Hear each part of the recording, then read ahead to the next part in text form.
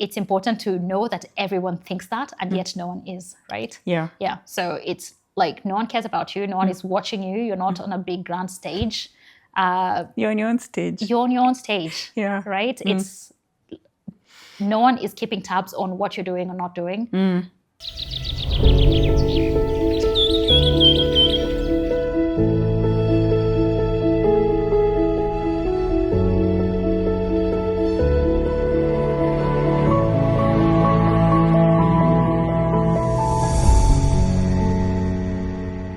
So, Emily, thank you so much for joining us today. Thanks, Liz.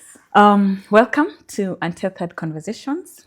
This is a space where we untether.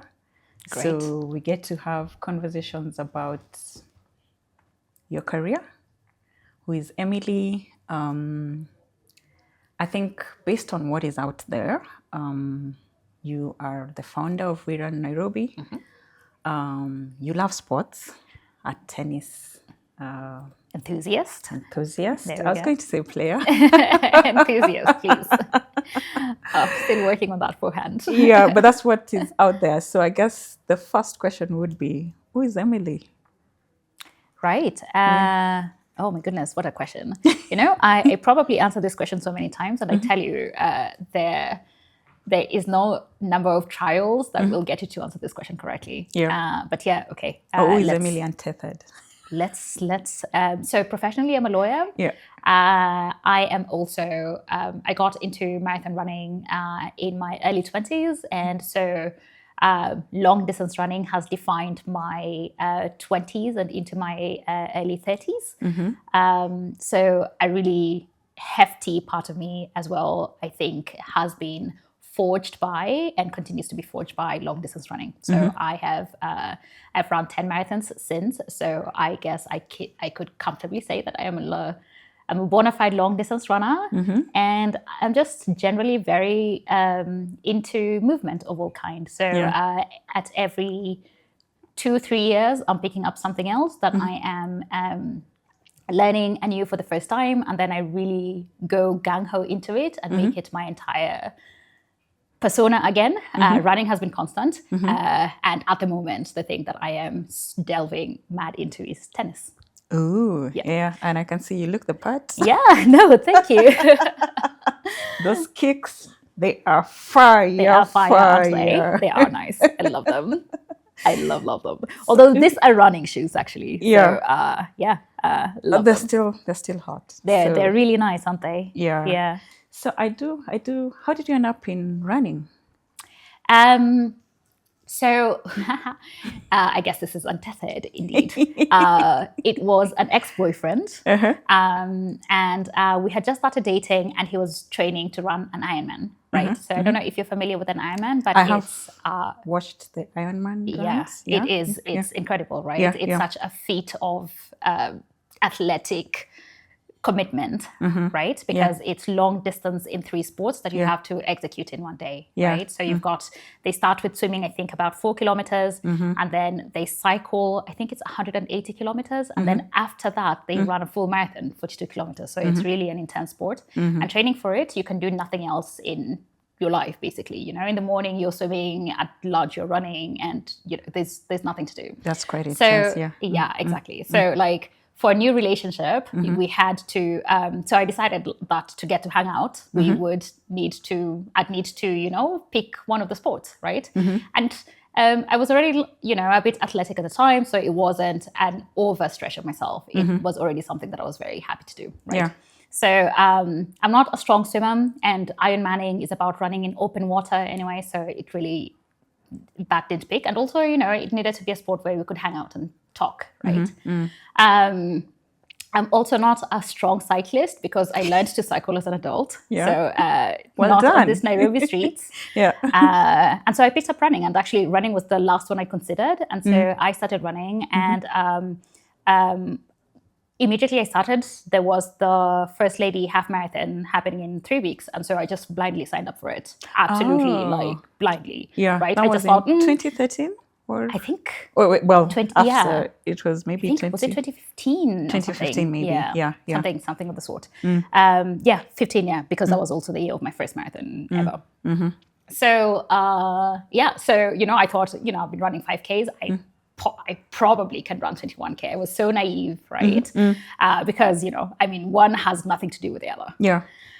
So I signed up for it. I barely trained for it, and I died on that day. But even though I died, I actually did a pretty competitive time for a first time entirely, right? Yeah. A lot of people try for a long time to run a sub-2-hour marathon, half marathon, and for my very fast one ever, I did a 1:56. So already I kind of knew that I innately maybe had a good thing with running. Yeah. So So I just then after that I thought I'm going to jump onto the very next high level, right? I didn't even sit in the halves for a while. I decided later that year to train for the Standard Chartered Nairobi Marathon, and so that I did, and then it has just continued ever since. So 40. A whole marathon is 42 kms. 42K, yeah, 42 kilometers. So how many 42s have you done? I've done 10 ever since. 10. Yeah, that's quite a feat. Yeah, indeed. Yes, after the first one, you do. I trained really, really hard for my first one, right? The first one is really, really special. Yeah. Because you still are very fearful of the distance. It's such a wild thing that you're going to attempt, and you have no perspective of it, right? Yeah. By the time you're on your third, fourth, you already know what will happen at every exact point. You know what you'll feel at 10K, what you'll feel at halfway point, what you'll feel at 25. You kind of already know what to expect because you've been there, right? Okay. I don't know how it feels, but let me come back to your first one, and maybe now with experience. Yeah. What goes, if today I have an aspiration to run a marathon? Yeah. What goes into planning and getting ready for a marathon? Okay, as a first timer. As a first timer, yes. My very first time, I trained the hardest I have ever trained for a race ever. I don't think I have subsequently ever trained that ardently, that faithfully, that fearfully as well. There isn't a single run that I missed one time. And I took a really long training distance, right? Because 42 kilometers is really a lot, right? Yeah. So you don't get there tomorrow, but you build upon it little by little over a really long period of time. So right? How long was it? So I took 6 months, which is an unnaturally long time, right? Okay. I think you could, as a first time, absolutely, maybe you could even do it with 4 months. But again, I was so fearful of the distance. I knew that, I knew nothing about it. And I took on this training program I found on the internet, and it said 6 months, and I was like, okay, yeah, so we're going to be here for 6 months. Okay. But it's super incremental, right? So it starts with you running a 5K, and then the next weekend you'll run a 7, and then the next weekend you'll run a 10. So it builds up little by little up until you get to 35K, which is when you peak. And at 35K, usually most programs will stop there because that already has mimicked race conditions, right? So you never need to get to 42 on your training runs because what your body will feel at 35 and 42 is the same, right? So you just need to train your body to get to 35K. Yeah. So it takes a really long while, right? So I would say that, commit to it, and, sign up for it, set a date way out, and then gently build your way out, right? You can't do without a marathon training program. You definitely must, because there's so many, it's not just the long weekend runs, there's so many runs in between, each with a different style, right? Every day? Not every day. Okay. It's about, I think I ran maybe 4 or 5 times a week. Maybe 4. So it's not debilitating, but it's a long-term commitment, and it builds very slowly. So eventually you do get there, but it will shift your daily habits. It'll shift your routine. It's a hefty commitment. Yeah. Okay, interesting. Yeah. So your last marathon, why was it your last marathon? What was the thinking behind it, and which marathon was it, and why did you choose it? I see. So my last marathon was the marathon that I had looked most forward to in my running career to run. So this was at the Boston Marathon in Boston, figures. And it's a really special one to run because, first of all, it's the oldest marathon, right? So it's got, legacy and all of that. But more importantly, you have to qualify to run Boston. So you just can't sign up for it. You can't just apply for it. You have to qualify to run it. And the qualification looks like this. You have to run a marathon before and run it competitively enough that you're maybe in the top 10 percentile of your age group, right? Because it has a time limitation for qualification, and that time is really fast. It's faster than most runners will probably ever run in their life. So you really have to, when you decide to run Boston, it is a different style of training that you will do, right? You will have to, you'll have to change so much. You'll have to train to be a fast runner, which is easier said than done. You really you now must diversify, and you have to do strength training. You have to be on track. You have to do so much to hit that time, right? It's and for girls, the time is even, I think, a little bit more feasible. But for guys, if you hear any guy has qualified for Boston, my goodness, what time did you have buy them a drink, right? So for girls between 18 to 34, the cutoff time is 3 hours, 25 minutes. Okay. And it sounds like a lot, but if you split that into what you need to be running per kilometer, it really is. It's a fast time, right? And for guys, right now, I think it's 3 hours flat. So you have to run a sub 3 hour marathon, which is really competitive. I mean, you could win some races if you run a under 3 hour, sub 3 hour marathon. When you say sub 3, what does that mean? So sub 3 hours. I think the time for that is running I'm not quite sure, but I think it's running about 1 kilometer in 4 minutes. Ooh. Yeah. For perspective, for Kipchoge's breaking, and actually it's going to sound a bit slow, but for Kipchoge breaking 2, he had to run 1 kilometer in 2 minutes, 55 seconds. So around 3 minutes. Okay. So then you have to only be slower than Kipchoge by a minute per kilometer. And Kipchoge is a world-class athlete. Seasoned. Right. Yeah. So if you hear any guy has run a sub 3, that is a runner of real pedigree. Okay. Every runner is a runner of real pedigree, but they really have achieved quite a thing. Yeah. So circling back to Boston, why was it so important to you?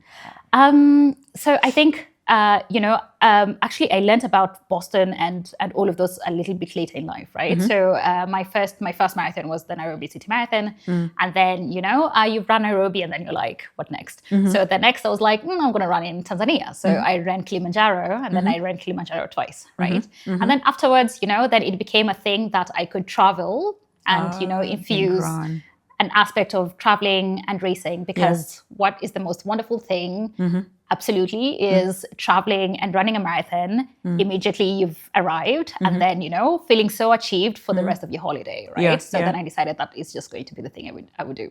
So the next one, I was working at the time in the Netherlands, and so I just signed up for my next one in Antwerp, and then the next one in Madrid, and so then that had just started the I'm going to want to check out a new city, so I'll sign up for a marathon in that city, and then do the thing. And then it was at Madrid that I learned of this group of races called the Majors, the World Marathon Majors. And so it's a race of 6. There are 6 races. There are now 7. Sydney has just been added to the whole thing. And I think there is rumors that they will grow to 9.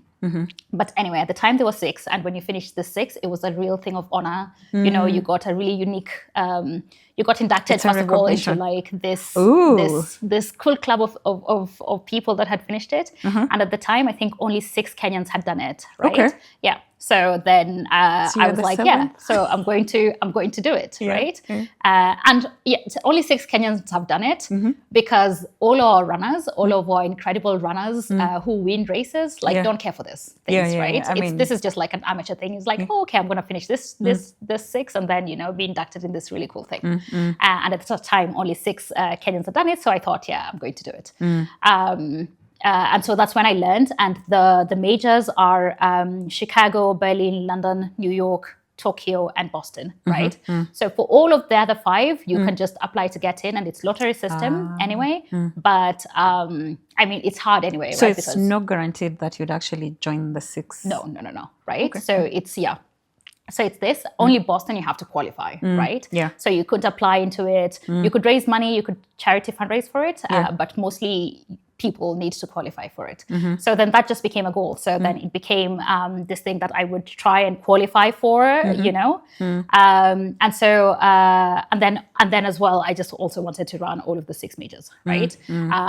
So training for, so like now knowing that I needed to qualify for Boston, right? It's, you have to run another full marathon so that you qualify to run it. And I tried first in Madrid, and then I did qualify, and then I tried again in Vienna, and that's when I qualified. So eventually, like when you qualify for Boston and when you run it, it's such an achievement of its own that so eventually when I ran it, I felt that, you know, I wanted to run all of the 6. But it took me such a long time to get to Boston. I've eventually gotten here. Yeah. It feels like a good place to wrap it up. And at the time, it was like my race number 10. It sounded like a good, nice round number. And I thought I'd just finish it all up over here. So it was a real achievement to get there. And it was already like such a prestigious marathon. And it was a good number. And at every one point, I guess, every amateur runner battles with the question of like, when will the end be? And that sounded like a good time to end. Good ending. Yeah. But now it's changed. Now I actually will finish the majors. So So you're I'll back to on. running. Yeah. So it wasn't your last marathon. Yeah. It was just a pause in your running journey. Yeah, exactly. Okay. So I do have some cards, and they go into different segments. You can either choose by color. Okay. We can do them in an orderly manner. All right. And then we'll just look for whatever, we'll shuffle them, get a question and get an answer, just to get to know a bit more about you. Cool. I'll go for the black one. The black ones. They're my favorites. Are they? Fun. So, maybe we should just shuffle and then see what comes. So, I like this one. Good. So it's the Untethered segment. Okay. Describe the last time you experienced something magical, and what was it? Okay. Okay, yeah, no, I actually do have an answer to this, right? Yeah. So it is with We Run Nairobi. So usually most of the people, when they join us for the very first time, they will introduce themselves to me, because I'm usually, you know, I will have led the run, and so I'm a point of, I'm a central point, you know, and so if it's your first time, then you'll come and say hello. And, you know, many girls will usually tell me that, you know, I'm just starting out running and all of that, right?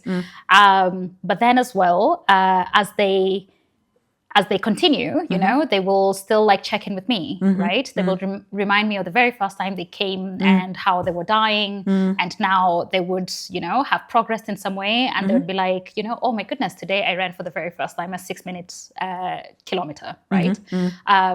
And so I usually am in the audience of a lot of people's progress, and I know how they're progressing so like intimately, right? Because as well, I always start the run as the last person, and then I will pass some people as we go along. So usually I kind of would know like when I pass you, right? And so if I've passed you later on in the run, so then I know you're running faster, right? That you're improving. There's that's happening, growth. right? Yeah. And so the magical moment, I would say, was at last year's Standard Chartered Marathon. We ran Nairobi. We had the biggest signups for the race, and it was a lot of people running their first race forever, right? So it was a lot of people like doing the 10K for the first time in their lives, and the 21K for the first time ever, right? And I just remember, so I didn't run it myself. I did the cheer squad at the end of at the finish line. So I was the point of contact for a lot of people who were crossing the finish line, and it was just people crying because it's really their first time, and only 3 months ago they started like running or walking, and here they are having had experienced a race for the very first time, and all of the battling that happens in the race, my goodness, it really is a moment. And that's why everyone cries when they finish the finish line, right? There's going to be a point where you will talk to yourself and negotiate with yourself and quit. Exactly.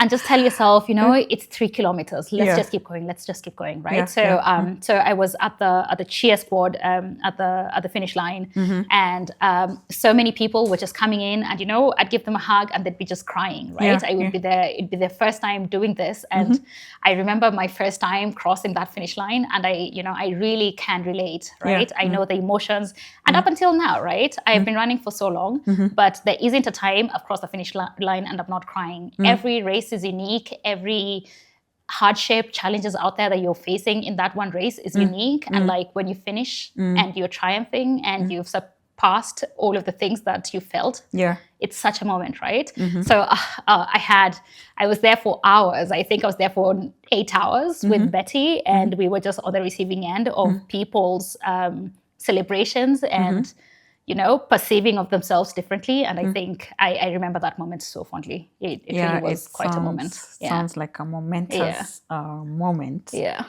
So actually, that was a nice segue into coming into We Run Nairobi. I mean, we see it on socials. I know it's a community of runners, people who want to run and all that. But how did it come to be?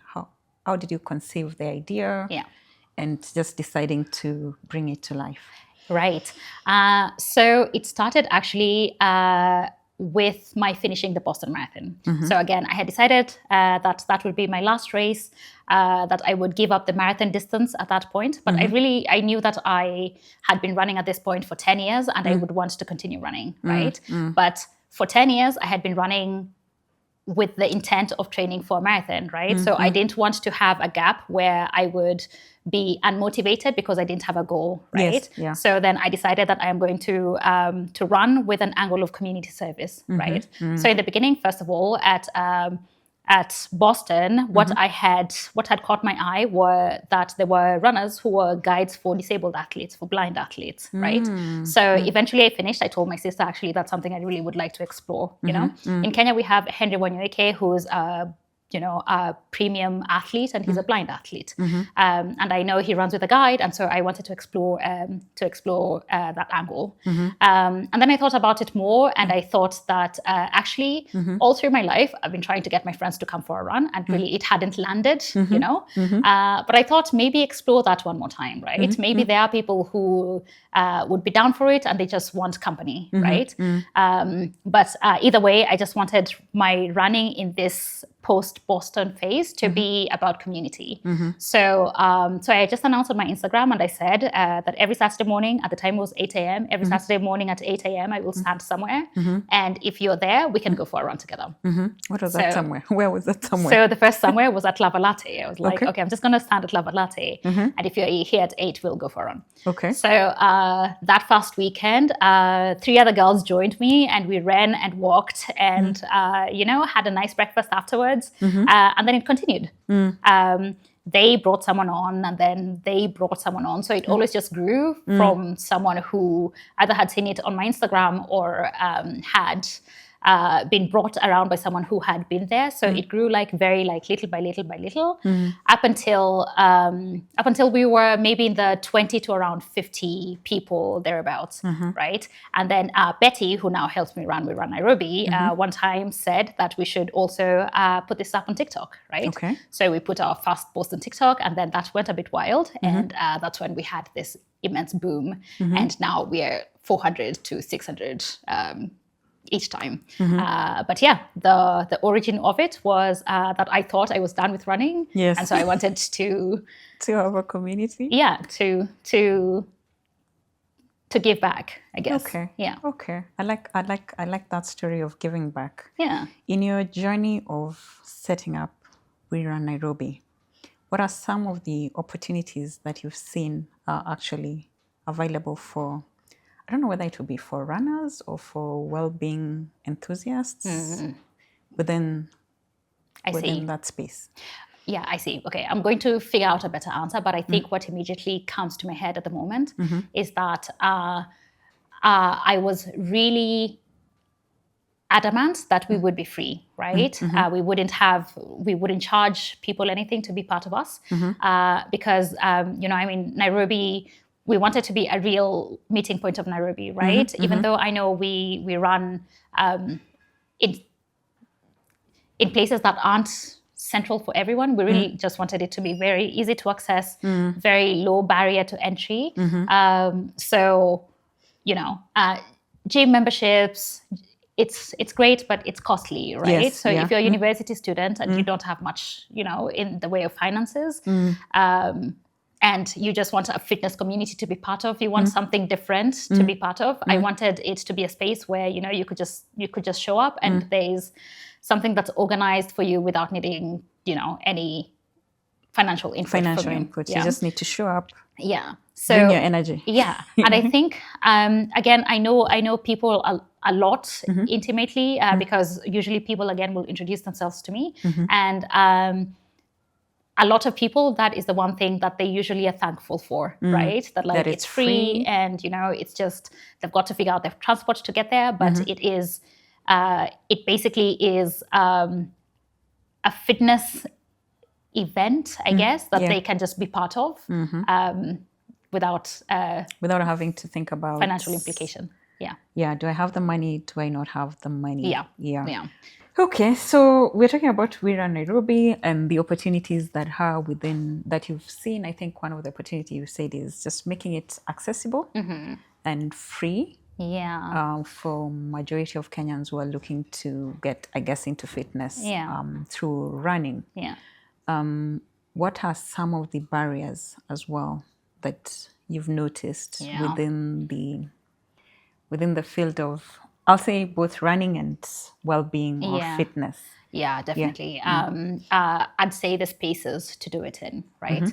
I always say that abroad, Kenya has this running persona, right? What we are known for the most is that we are terrific in long-distance running, and safari, right? Yes. So if I were a tourist and I'm just landing into JKA and I'm driving out, stereotypically, I mean, bad or not, I would just expect to, if it's 6 a.m., I'm just seeing swaths of people like running, right? Because this is running country, but then that isn't the case, right? So before We Run Nairobi, which I think has impacted this running and movement space quite a bit in Nairobi. Whenever I would be out on a run, if I would come across 3 runners, I'd be so enthusiatic. I would just be waving from across the road, right? Just being so, oh, hey, I see you, right? But yeah, that wasn't the case. And that, I think, is because we don't have the infrastructure for running, right? It's only, I think, during election seasons that there'll like be a pavement that's made somewhere or something, because for the longest time I was always running on the road and battling it out with matatus, who actually have been some of the greatest, right? They always are very encouraging when they see people running. So I think running spaces like that maybe is something that we don't do super well in. And because now at the moment We Run Nairobi runs in the city, we do have to be really vigilant about pavement space and how to safely execute these runs, because there are a lot of people, right? And there is active traffic on the road, right? So then for that, we've just had to like hire a lot of marshals to help hold people off at some points where we need to cross the roads. But I guess that is what would be it. We do have Karura, so I don't want to, it's not, we do have some things. We do have Karura, we have Arboretum where we could all safely run in. But with We Run, we are trying to be as central as possible so that a lot of people who are coming in to these runs from every direction of the city can access it in a bit of a central place, right? So I would say that. I know often I have seen this comment on my Instagram about the feeling of unsafety whilst running outside by yourself. So I think the group running actually does help that a bit. With the safety bit. Because, there's a mass of us outside at the same time. So there is confidence because we're all as one doing this, right? When I post content, I guess, about my running myself, I have seen comments about, people being worried because it's not safe out there. And also, girls worried about being heckled because of what they're wearing and things like that. So my goal, my hope and dream is that actually we do turn this country into the stereotype that it stands for, right? Like we are a running nation. So if you see, then we should just have pavements where people run because this is what we do. Correct. And then, if maybe the road is too narrow, maybe cars do have a culture of like running around you because again, this is just what people do and they're not, pushing you off the road. And also I've always honestly have the best experiences with matatu drivers. They're always really encouraging me whenever I'm on the road. They're always like, hey, Kipchoge, But yeah, I appreciate that some people like feel that the heckling is deterrent and the point is, if we have made it so normal that always you will see people moving on the roads, that's just not something that is going to be special enough to warrant a heckle, right? So that.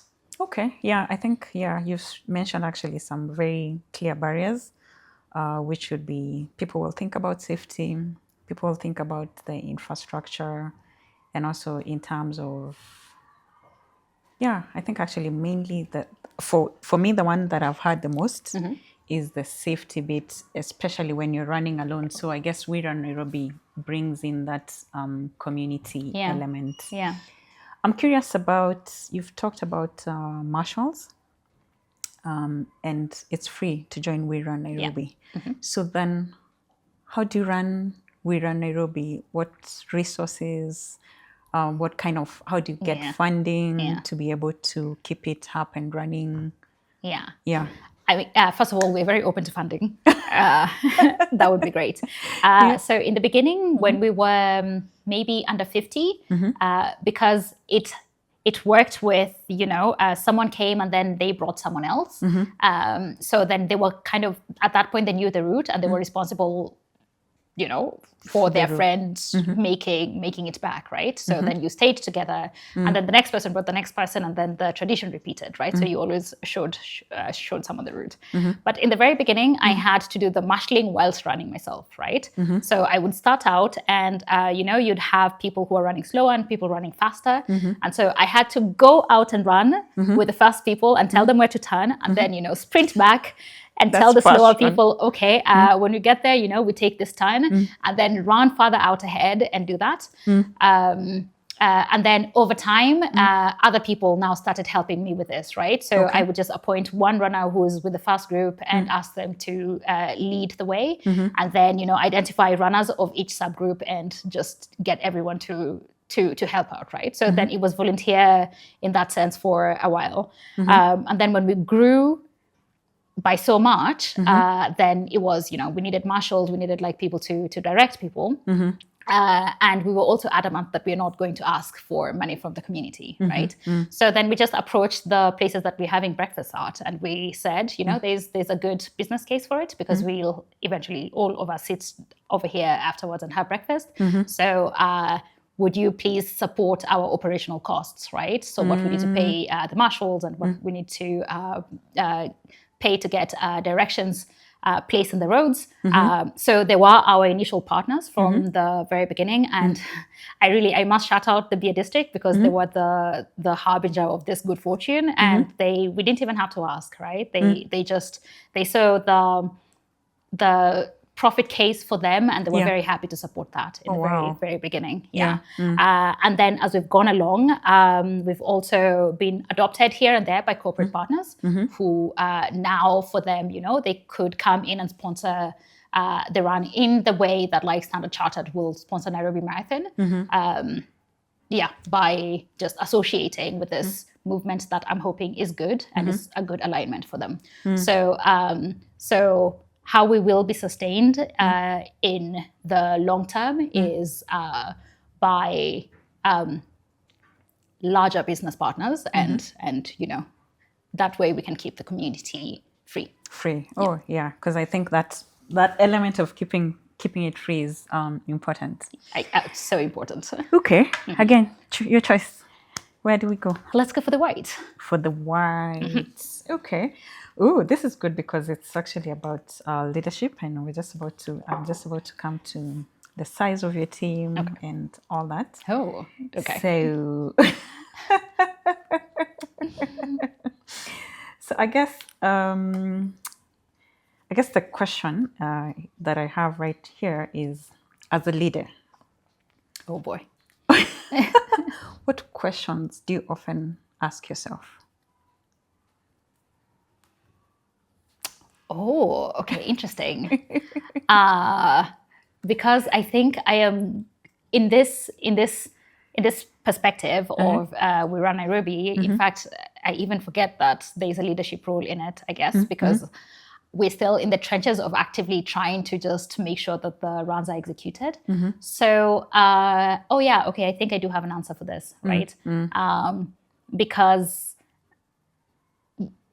just naturally, the team now that helps run We Run Nairobi has come on very naturally, and without recruitment or anything. One person just came and said, I can help with this, and then they became part of the team. Another person came and said, I can help with this, and then they became a part of the team.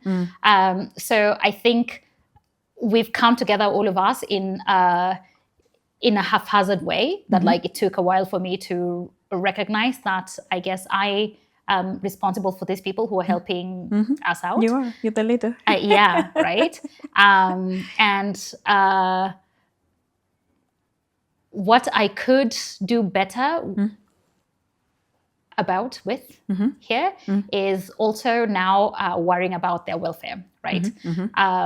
There is, now we're all just like soldiers, and every Saturday morning it's this manic thing that okay, we have 600 people and we need to get this to flow well enough, right? You are in charge of this, and you're in charge of this, and we're in charge of this. And when we're done with that, then we're going home, and then we'll convene on Saturday again, right? But I know now that every pressure that I feel about running We Run Nairobi, they also are feeling, and I could be better about realizing that they also do need some care and gentle affection for what they are doing. Okay. So that. Okay. Yeah, I think so. What's a typical day of preparation? So for the upcoming Saturday or for a Thursday run? Yeah. What's a typical preparation plan? So it's most of the week now will be dealt by our social media team and our social media lead. So all through the week, there will be we'll announce the runs, and then we'll have some content tidbits of how to prepare for the run, and all of those. And then on Thursday we have our first run, right? So the Thursday one is standard at the Arboretum, and now we do have someone else who leads that. So it's just now they're very they're independent, and it's not me, it's Anne. Hi, Anne, who will make sure that flows. And then the Saturday one comes around, and I lead it. I or my partner Luca will lead the run. So Friday is maybe the day I do have to work operationally a little, right? Because then we do have to go out and scout the route, mark the route, make sure the marshals are prepared, and then if we have a partner, whatever they want on the course is, we put it out on the course. And then Saturday morning. So because for the longest time, always for the last 10 years, Saturday has been my long run, because I was always training for something. Saturday I'm running anywhere between 20K to 35K. So Saturdays have always been a very early morning start for me, and I want that to continue just because I really like the ritual. I like the repetition. I don't want to lose it. But with We Run Nairobi, as we've grown bigger, it means that most times I actually don't get to run. I have to, be back and deal with something that's happening, or go and marshal a corner that we don't have a marshal, and things like that. And I love that, right? It's community service. I love it. I have no qualms about it. But it just means that I have to run before the group run. So for me, Saturday morning starts at 4 a.m. and I'll do my own run, and then I'll be out at 6 to get everything that is such commitment that we need for We Run Nairobi out there, and then at 7:30 is when we start, and so I'm the one who sets up, I'm the one who sets down, really it's it's a day of many roles, but Saturday is a truly It's a commitment day. really wonderful. Yeah. By the time I get home, and sometimes I'm getting back home at 3 p.m., I have been so many things on that day, and I just want to draw my curtains and not speak to one more person. Okay. But it is part of the it sounds like an exciting and tiring experience both at the same time. It is. Yeah, it is. But let me ask, so we've talked a lot about running. You also mentioned that you're a lawyer. So were you always passionate about running? I mean, you said your ex-boyfriend got you into running. Yeah. So I guess before running, were you passionate about well-being? Were you passionate about? Not necessarily. Not in the very intensive way I would say I am right now. And I wouldn't even say right now I'm intensive. It's I've gone to the place where it just is so in my day that it's a part of my life, right? I don't see it as this thing that I am doing that's apart from anything else I could be doing, right? But no, at the time, in high, anyone that knows me from high school at the moment, first of all, is so surprised that I am running, because I remember when I joined high school, and you get placed into houses, and there's house athletic competitions, and my house had been doing really badly for the last couple of years, right? So when they saw that a Chepkor is joining the house, they were like, hallelujah, our fortunes are now going to change, right? And then I always was last in cross country. I was just, I did so poorly, right? So everyone that knows me from high school and now knows that I run, and like, this is a thing that I do, is so surprised. So yeah, no, the answer is no. I wasn't like that back then, but like, in university, then you start adopting it as a lifestyle because other people are doing it, right? There's people going to the gym, so you start going to the gym. And I guess at the time I used to run on a treadmill once in a week and think, this is enough, achievement. Right? Yeah. So no, not really. It's only up until I started running, and I think it was really important that immediately I ran a race. So I already had suffered through something really major, but I had finished, right? And that is such a differentiator, right? Immediately like challenging yourself. And I think it just is as well in life, right? You need to meet a test as early on as possible for you to feel all of the things that you need to feel and to figure it all out, And once you do something for the first time and maybe fail even, right? You want to do it again and to implement all of the lessons that you've learned for the first time, right? So that was me and my first half marathon. I literally was just being dragged by my partner, and then I thought, you know what, I'm going to be better, right? Now I know what it takes. Now I know I can't just like show up after running 2 5Ks and run a 21K. And then, that is just the thing that ushered in this whole decade that has had movement be such a core part of it, and now such a naturalized part of it. Okay. So when Emily is not running, she's a lawyer? Yes. So mostly I'm a lawyer, and then sometimes I run, actually. Well, for us to know you from socials. I know. We know you as Emily of We Run Nairobi. I know. So maybe you could talk a bit about how did you end up in law, and I see. Do you love it? I see. So first of all, I went to Alliance. So I guess that's we are sorry. That's how it starts, right? And I'm going to lean into the stereotype here, but it's not absolutely true, right? Lots of people that have gone to Alliance have also been in all of the diverse fields, but I guess because it's just a school in a very traditional sense, academic, lots of people will go into traditional professional fields, right? So I think at law school, I knew maybe half of the class because all of us had gone to Alliance, right? So there was that, but I wasn't one of those people who went into law because it was expected of them or anything. I really did want to go into law, right? I was really good academically. I really enjoy rhetoric. I enjoy intangible arguments. And I would say I'm pretty confident on a stage. So my persona was right for it, and I did want to go into law. So that I did. But interestingly, having had just said that, I actually immediately finished law school. Then I didn't even go into traditional practice at all. I went into international law, which isn't, there isn't a lot of courtroom work. It's mostly just academic style writing and mostly advocacy work, right? So that is what I have been in. So my fields up until now, I would say in the beginning, my specialization was international criminal law. So it was exciting and jading at the same time because it's just a field of immense horrors and very little impact that you could do on the other side.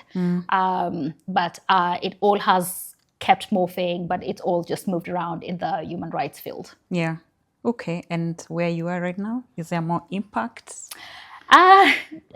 No, still no, because the field I'm in right now is really, again, it's a bit more academic. So it's just trying to understand this one field and why this one thing happens in this one region. But then I was talking about this at a cocktail party to someone, and I was saying that, it just feels that there isn't impact. But I imagine that there has to be, if you look back at something over a couple of years and you're observing it, like maybe a needle has changed. Just a slight movement somewhere. Exactly. Yeah. Because like this is understood better, and it's because you worked on it at this period, right? Yeah. So the thing about international law is just it doesn't have teeth. Because the one law that holds the whole world together is that every nation, every state is sovereign. So no one should be able to tell you what to do, right? Correct, yeah. And international law wants to tell people what to do, right? So it really is, there's a lot of bargaining and negotiation and sanctions, and that's how anything diplomacy, moves. But mostly it's just that nations are sovereign, and your leader decides what you do, and, good luck. Good luck in trying with that, to get anything else moving. Okay, so is there anywhere where your career and running converge? Not really, although I have been thinking about it now. And perhaps maybe the natural direction to go into is sports law, right? So there's that. And I must say that I may think about it every 3 days, right? As I go to bed, I'm thinking, maybe I should explore like some qualification in sports law and see what it's all about. Because there couldn't be a wider rift between sports law and human rights law, but maybe there is, who knows, I'll find out, right? But I'm just thinking because now I'm so into, for wanting it or not, this is my person now. Most people know me as this person who's so much about movement, right? Correct, yeah. And I am still like a really passionate lawyer, and I don't think ever I would want to be outside of the field, right? So maybe one way to marry these two things would be to explore sports law. I know sports entertainment is such a thing at the moment, right? Yeah, it's a big deal. Yeah. So maybe there is an opportunity here, but I'm just actually like voicing this out loud for the first time. It's just something I've been wanting to explore, but I've been waiting for something to edge me along. But, maybe. So maybe the next conversation we'll be having will probably be around sports law and sports. Check in with me in 3 months. Today I will go and do something about it. We have to check the date today so that we hold you to account. Exactly, please. 3 months from now. So, okay, I think I'll end up asking you 2 questions actually. So one is, what hidden talent do you have?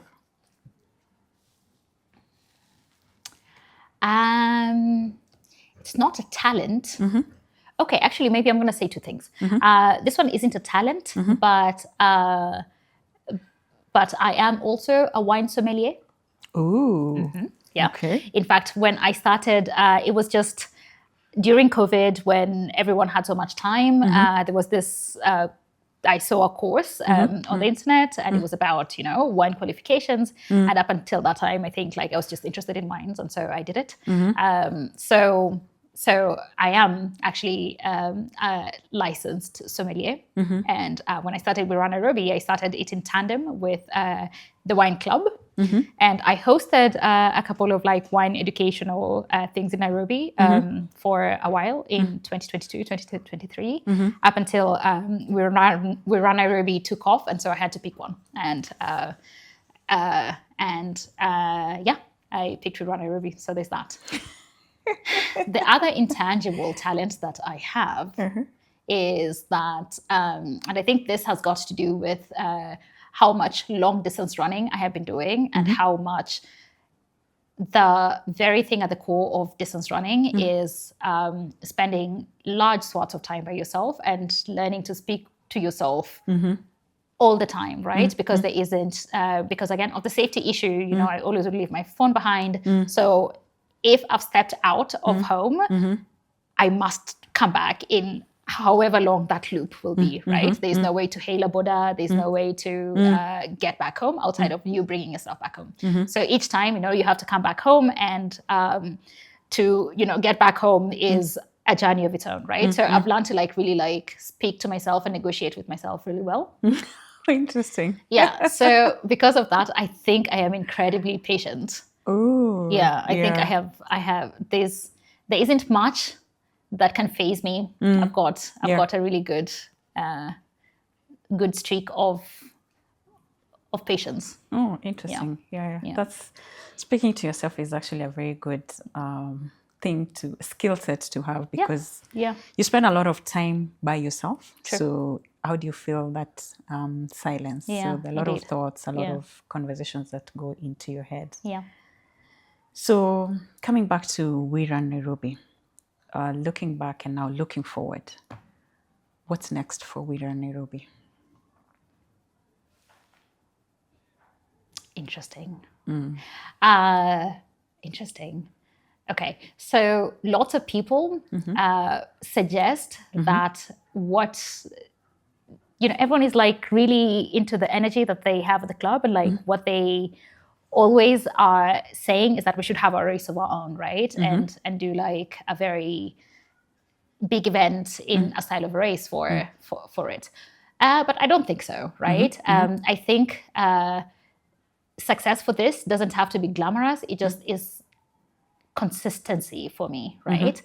To ensure that 5 years into the future, right now, you can consistently find us running on the days that we've said we are running, right? At least once a week, we can execute this thing where we're offering people an organized thing that they can just come in and out of whenever they want, right? Another thing that would be, I would count as success is if we really manage to change the course or the face of movement in the city, right? Again, to just say, because now running has become or just being out there walking, just being out there moving, right? Has become such a normal thing that it's not a spectacle anymore. And it's included into the planning of the city. It's included into that you can run in the CBD without feeling unsafe. You can, there would be lots of local running brands that tap into that market, because really we're not just an elite running country, we're also just a city where people will be out moving, and it's a normal thing. And so it's, we're included in the planning for things, and also lots of business opportunities grow as the result of this, right? That we don't, I don't think anyone will not be wearing, large athletic brand clothing, because I guess, you also do want to be associated with something that has been successful for a long time. But maybe little by little, we get a brand that's local or has a local partnership that carries on, because maybe every weekend 5,000 people are out running, right? And Correct. then you need to like cater to this. Yeah. So I think our success, I personally don't think it's event wise, right? I think it's consistency wise, It's right? consistency. Yeah. To be able to make it, because what I'm hearing is you want it to remain accessible. Yeah. You want it to be free. Yeah. You want it to be a community where Yeah. people just who want to Yeah. move, not even run. Yeah, exactly. Absolutely. Yeah. Right. You want to move, there's Yeah. a space where you can actually come and move. So I don't have to be a seasoned runner to be part of We Run Nairobi. Yes. And that's already is the case, right? Yeah. We are not a running community of seasoned runners. We are a running community of very nascent runners, walkers, kids. We have such good kids amongst us, right? But in fact, they are the superstars. They're always running incredibly. Yeah. But yeah, no, we run the entire spectrum, absolutely, truly. I always say that I know run is in the name, but if you come, you will realize that we run the entire gamut, and at every fitness level or every pace, you will find someone. Okay, I think I'm considering joining in the next one of the weekends. Yeah, Yeah, so come out, check us out. I will definitely check you out. Okay. There's about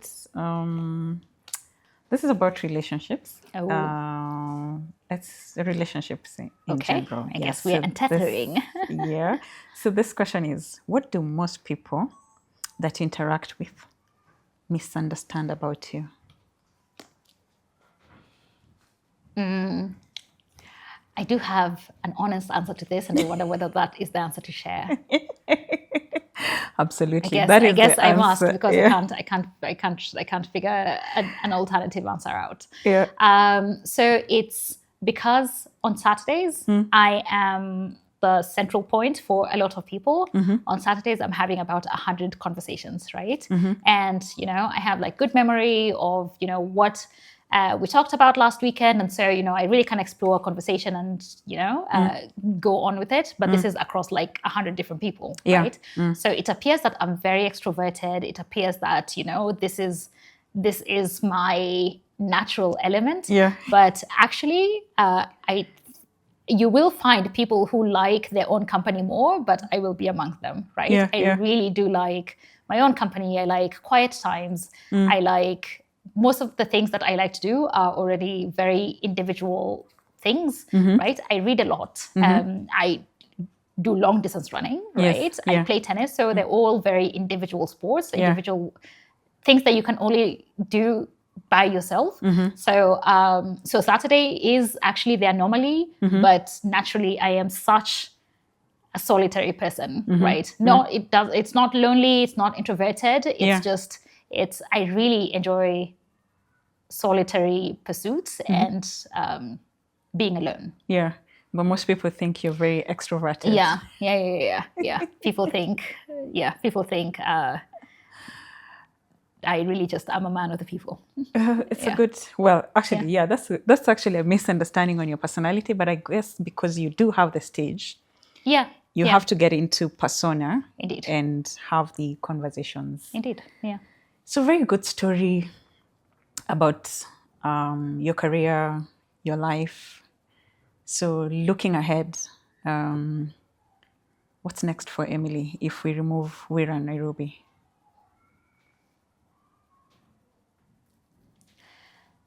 Right. Good question. I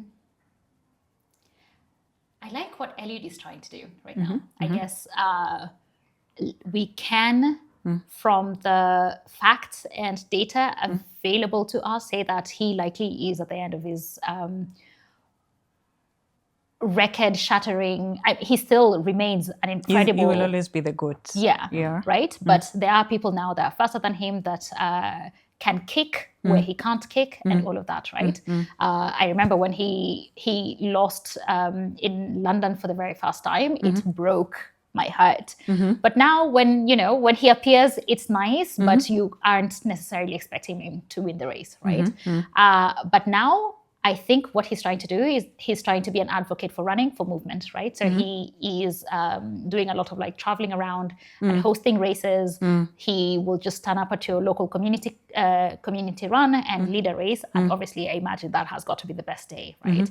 He was in South Africa, and one time he announced that he'll be running on the promenade, and I think the whole city was just out running in the hope that they will catch him. And then some people did, and the content of that day from a very disorganized thing was incredible. Like, it was just about where you spotted Eliud. He didn't even announce, he didn't say I'll stand here and do something. He would just be like, yo, South Africa, I'm in Cape Town and I'm going to do a morning run on the promenade at 7 a.m. And then the whole city was outside, right? So I think what he's now doing is also just trying to get people to move, right? Advocacy for movement. So, I think I would... for better or worse, again, it appears that my persona is becoming this person, and I don't hate it, right? And in fact, I really, as I said, the stories that move me the most is when I know someone's personal progress and where they joined us and how they're doing right now. And I know so many of those stories, and honestly, for each one of them, I hold them so dearly in my heart, right? It moves me to, it's such a wonderful thing, right? Like seeing someone try something and moving along, right? So even without We Run Nairobi, I would like to continue, hopefully You'll be in the space, being an advocate for movement. Yeah, I think that's a good tune to it. An advocate for movement. Yeah. Do you have any regrets? Is there one specific thing when you look back at your life? I know you're still quite young, but you regret? I can't think of anything at the moment. I'm thinking career-wise, do I have... I do have one career, career-wise. It's about your life. It's just, what is that one regret looking at your life right now? Yeah. You're like, I regret that.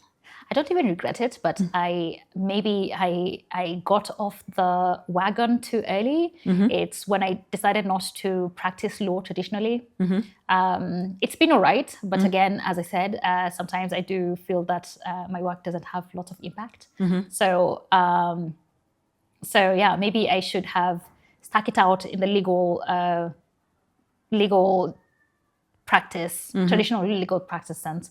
But it's not really a regret. It's just, there were so many paths open and you picked one, and that was just that. But yeah, no, not really. If you had a magic wand, what's that impact you're looking for? Or what does impact look like to you? No barriers, nothing. It's impact.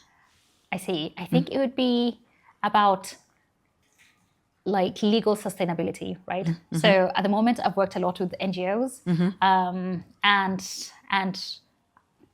there's lots of good work, I know, and I agree. But then with sub-Saharan Africa, I think lots of aid just comes out in ways that are unsustainable once you remove the money and that, right?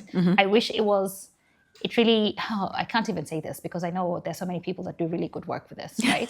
But like super systematic and things that are very like slow to materialize, right? So it's not all about, it's not, we gave you money in January, what's the impact in December, right? Maybe it doesn't get to be seen because it's in the education of girls, right? And it's just little by little by little, so that in 16 years...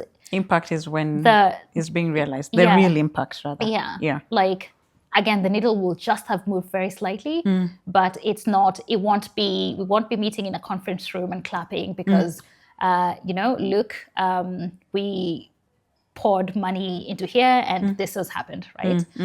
So maybe that, but I know I can't even, many people are doing this tremendously, right? So I guess no, I don't really have an answer for you for that. Well, I mean, we're just exploring, so there's no right or wrong. And I think sometimes it's just progress over perfection. Yeah, true. Yeah, so as long as you're making a slight movement towards the right direction, that in itself is something to be celebrated. True. So we are here again. We're trying to look at different things about Emily that we haven't talked about. And what's the biggest mystery about you? Mystery. Yeah. I think it's the perception thing again. It's that people think I am this larger than life extrovert, whereas really, no, I'm not. But mystery. Something mysterious. Yeah. Oh no, Liz, I've got none. Well, I've got none. Yeah. Okay. Yeah. Okay. And looking back, we're talking to 15-year-old Emily. What advice would you give her? Oh, my Lord. Oh, just to be braver. Honestly, I've always thought that I'm very confident, and I think this is usually true for people who had early academic success. You know, you always were receiving an award at school, so you always were so used to the applause. You're always celebrated. Yeah. And then later in life, when you meet your first failure, it really paralyzes you, and you stand frozen. You can't move because you don't know exactly what to do, right? Because you've been used to success for so long, right? So that would be true for me too. And I think the first time that like I applied for a job and I didn't get it, I just froze in place, right? What do you mean, right? I had gotten all of the scholarships I had ever applied for. I had gotten into all of the schools I applied to get into. And so, you know, what do you mean the lights just don't turn green for me everywhere? And I think, so there was a period of instability, I guess, there, because you're just dealing. But then because you're dealing with failure for the first time so much later on in life, and it's also a time in life where things are moving and you don't have the, you know, if you're failing at 13, you're still fine, right? All you're failing at is at school. And so you're going on to school again, right? There's next time. Yeah. But then when it's at 28, you know, then there's the pressure of your peers are moving along, and like you can't afford to take a break, right? And so that destabilizes you a little. And I guess it does really affect your psyche. So I would maybe wish to have failed a lot sooner in life so that I would know how to deal. But then I would say to maybe my 28-year-old self that it's hard to say it now, because if I failed right now, I don't even think I would, because you know, I mean, there's when you are a bit in a place, you're just in a place, right? But then I would say that, you know, I mean, dust it off, right? Like you will fail so many times. Try on the next thing, and like try on the next thing. But I know it's easier said than done, right? It takes a while to steady yourself before you can say, okay, I'm ready to put myself out there again, and with a chance of rejection one more time. But yeah, what I like to remember these days is that we really think we're the center of the universe. And it's important to know that everyone thinks that, and yet no one is, right? Yeah. So it's like no one cares about you. No one is watching you. You're not on a big grand stage. You're on your own stage. You're on your own stage. Yeah. Right? It's no one is keeping tabs on what you're doing or not doing. Just try again. Yeah, Keep trying. Yeah. No one is counting the number of times you're failing. I mean, maybe they are, right? But then they also are in themselves dealing with whatever they're dealing with, right? And so they're worried again that like other people are. Yeah. And no one is. I think that's a very good take to life, that no one really cares. So just go out there and try, and then try again. Yeah. I don't know if you think about your mortality. I do. I do.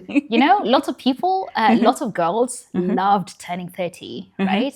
I know so many of my peers who, when they turned 30, they were so joyous about it. Everyone keeps saying, 30s is so different because they're much more confident. They know absolutely now that they're on solid ground. They're very unfazed by the trivialness of the 20s and all of that. But the thing about my turning 30, the thing that I worried the most about was about my loss of youthful agilities. Because I ran up until then, I ran so much, right? Yeah. Running had truly defined my 20s, right? And I just remember I never cared about my shoes, but not once was I ever complaining about knee pains or anything, right? And then, at a later point is when, was that a knee? Was that something in my knee, right? Yes, yeah. And so I think getting older, I have kind of associated with a fearful loss of the ability to move in the way that I have defined myself with up until now. So yeah, it's not mortality as in, okay, I mean, there is death and there is, wanting to have had a meaningful time whilst living. Yeah.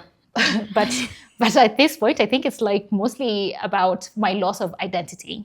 And how I'm dealing with that, by the way, is just also now just learning that you will have 15 different identities in one lifetime. So it's fine. The end of one will be the start of another. Identity. Yeah. Okay, so we're building onto this mortality story. What would you like written on your tombstone? Or what do you think will be written? Or if you had a say? Yeah. I think I would like for it to still be related to movement, right? I really like that in the last 2 years, the space that I have been involved in building has helped so much people come and find out their physical abilities and surprise them. So I would like for that to continue. And so at my very end, I would like for that to be what people remember, or at least I'm associated with. She was passionate about movement. Yes. Or she impacted me through movement. Yeah, I think so. Okay. I hope that's not soon, please God. Or not at all, anytime soon, actually. Yeah. So it's the conversations also come around personal growth. So what are some of the practices that you have in place just to continue growing, because you're going through different seasons of your life? I agree. Yeah. So what are some of the practices for you in terms of when it comes to personal growth? Yeah, I agree. So this is also just related to what I said about me being so worried that I am going to lose my ability to move. And that this has, been going on enough that it has become such a core part of my identity. Okay. But I read a lot, right? I yoga, not in a meditative sense, but I think it's slowed down movement that, you're not actively at that point thinking about anything, but like if you're yogaing before you go to bed, you're already like setting a stage for stillness and you're setting a stage for introspection, right? So I don't meditate in the traditional sense, but I think it ushers in a space where you can be quiet with yourself, right? And yes, again, because most of the things that I do are like solitary things, I think I spend a lot of time like contemplating things about myself that I'm hoping I do have a good understanding of the person that I am. And what I'm saying a lot to myself right now is just think how differently I am to the person I was at 15, 16, right? To now, and how, it's still are still my younger days, and yet there has been like 3 different persons in this lifetime already, right? So there will be change, and each time that change is either like noticeable and therefore unsteadying, or it's unnoticeable, but we are changing all the time, right? But if you just maintain the practices that you do when you consider yourself to be at your best, I think you will just get along, right? So for me, it's movement, right? Okay. I believe like I figure a lot of things out when when I'm moving, when I am doing something for my body, and so yeah. I think I just need to maintain that, and then like all of the other things like will be figured out as you go along. Having a constant, like having something that you stand for, right? Like at least as everything else changes around you, making sure that one thing is steady. Okay, interesting. So as we come to the end, we've talked a lot about movement. So to anyone out there who's trying to start their journey for movement, what advice or what encouragement would you give them? Because I don't think it's for lack of desire or for lack of will. Sometimes it's shame. Sometimes it's circumstance. Sometimes you just need a little push. So what advice has worked maybe for you or for your friends in terms of somebody struggling with movement because it's not natural for you and you have the desire to start, but you've not been able to? So two things. One is I think a community really helps, right?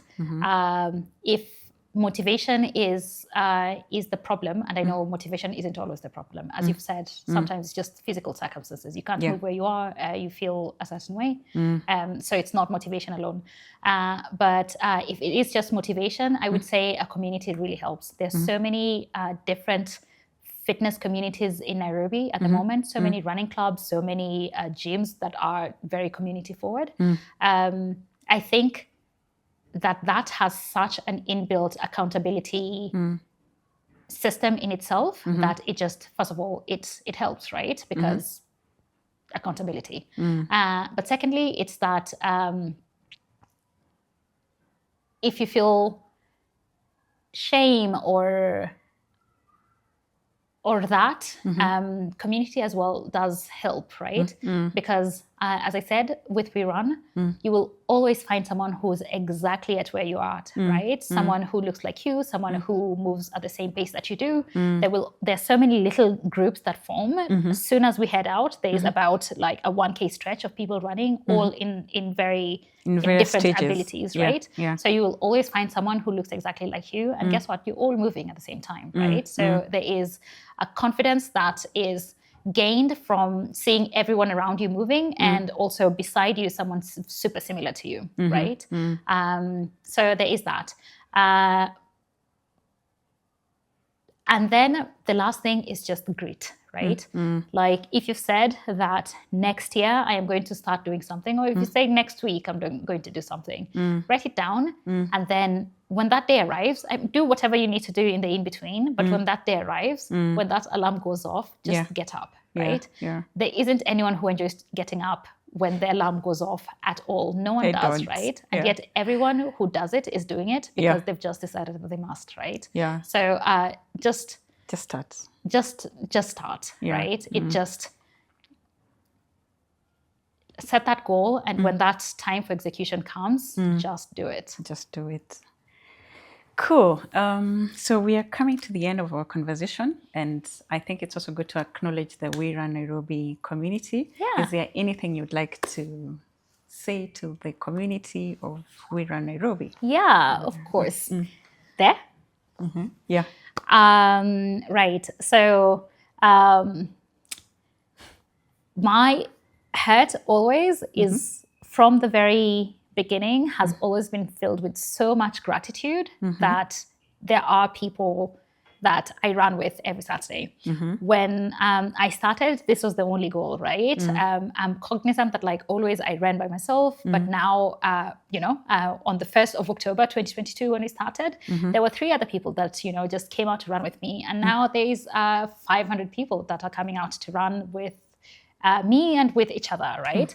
So I'm really, it's never lost on me the magnitude of this and the confidence that that also implies that people are putting behind you, right? So it really moves me every single day. It moved me as much when we were 4 people as now that we're this large movement. But beyond that, I want to especially thank everyone that has also adopted this course as their own, and they are behind the scenes with me and trying to figure this out on the daily.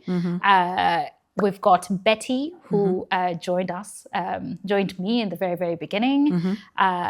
Betty was a real vision. And then we have Luca, who steps in and helps me lead the runs and now has added such energy to it as well.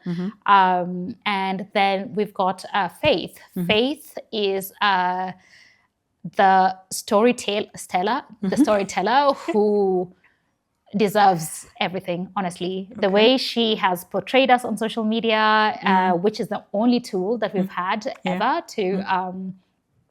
to expand our reach, even without expanding it wasn't the goal. She just, came and with her iPhone, she just recorded, the general vibe of the thing, and that resonated, right?